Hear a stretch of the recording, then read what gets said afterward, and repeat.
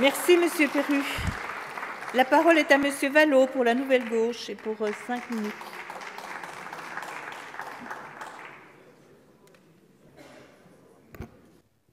Madame la ministre, Monsieur le ministre, Madame la présidente, mes chers collègues, Madame la ministre, vous vous portez aujourd'hui au chevet de la sécurité sociale et je dois vous dire notre soulagement, car enfin, chacun le sait, avant vous, il n'y avait pas d'avant, avant vous, aucun ministre ne s'était jamais préoccupé de restaurer les comptes sociaux et c'est la raison sans doute pour laquelle vous héritez d'un régime général proche de l'équilibre en 2017, que 3 des 4 branches de la sécurité sociale sont aujourd'hui excédentaires. Mais enfin, peu importe ce qui a été fait, peu importe le passé, nous partageons avec vous aujourd'hui, puisque vous la proclamez, l'ambition de défendre notre modèle social et notre système de soins.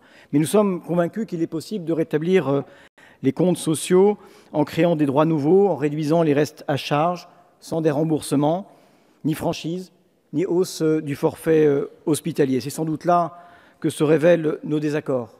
Ils ne portent pas sur tous les aspects de votre projet, nous aurons l'occasion de le dire, mais ils portent sur des points essentiels.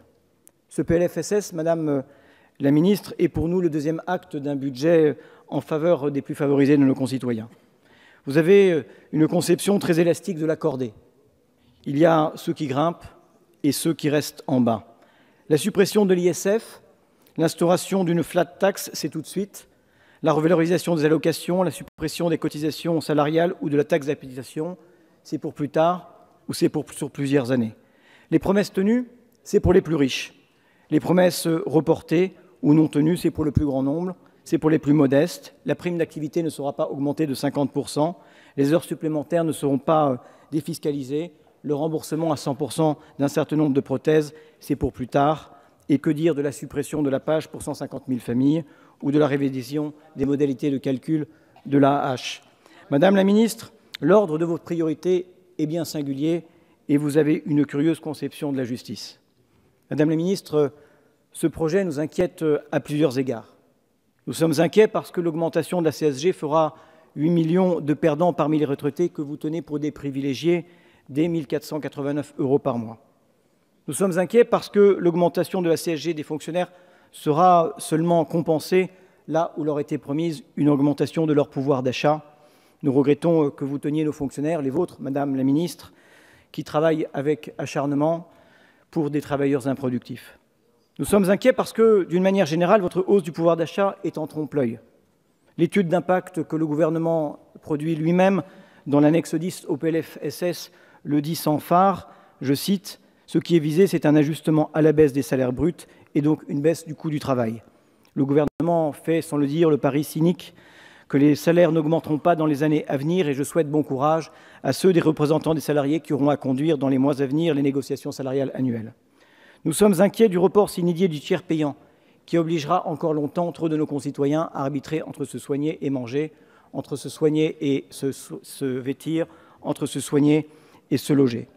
Nous sommes inquiets lorsque vous proclamez que votre priorité va à la prévention et que dans le même temps, vous travestissez le compte pénibilité et que vous repoussez l'ambition de prévenir les maladies professionnelles alors qu'elle est la source essentielle des inégalités de santé.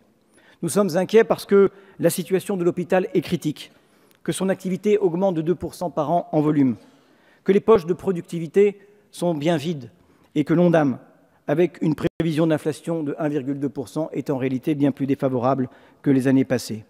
Les bonnes intentions que nous soutenons sur le virage ambulatoire ou les expérimentations relatives à l'organisation des soins n'y suffiront pas.